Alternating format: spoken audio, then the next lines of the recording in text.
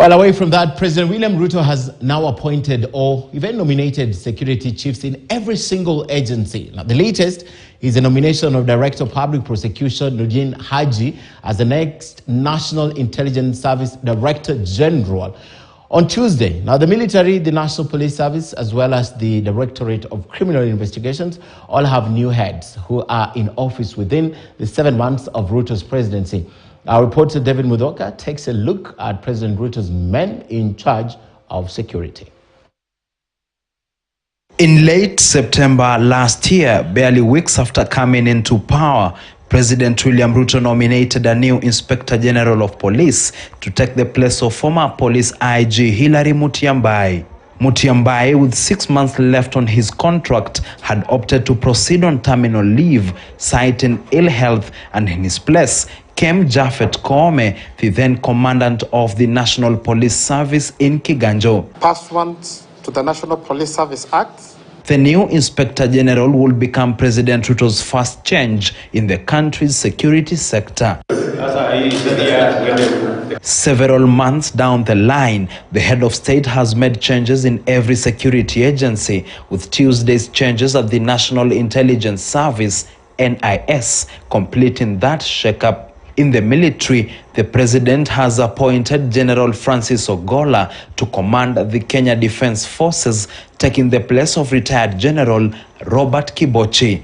I will be faithful and bear true allegiance. General Ogola was appointed in early May, despite concerns of divided loyalties stemming from August last year's presidential election, where Ogola, the then vice CDF chief, was mentioned by former IEBC chairperson Wafula Chebukati as among members of the National Security Council who attempted to overturn the outcome of that election. When I looked at his CV, he was the best person to be general.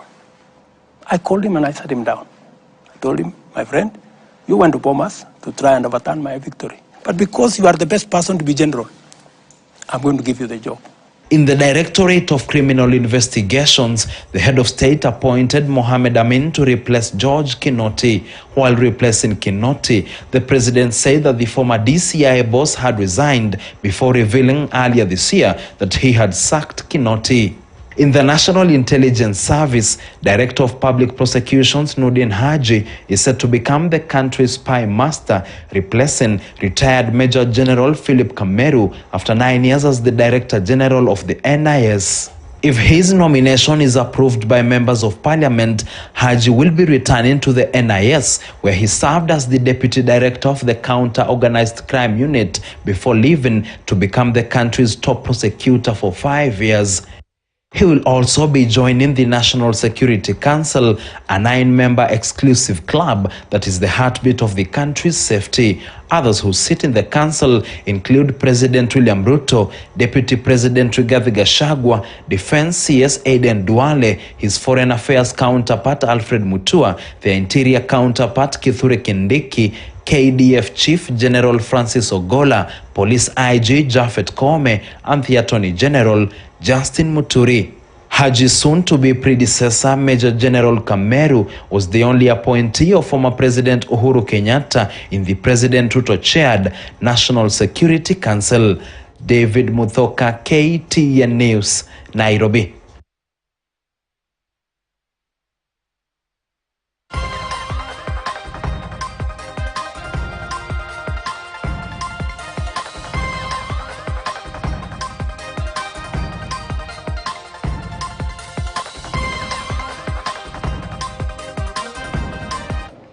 Right, that's the president's security men, and he joined, that's Nordin Haji, joins that exclusive club. Time now to talk about something that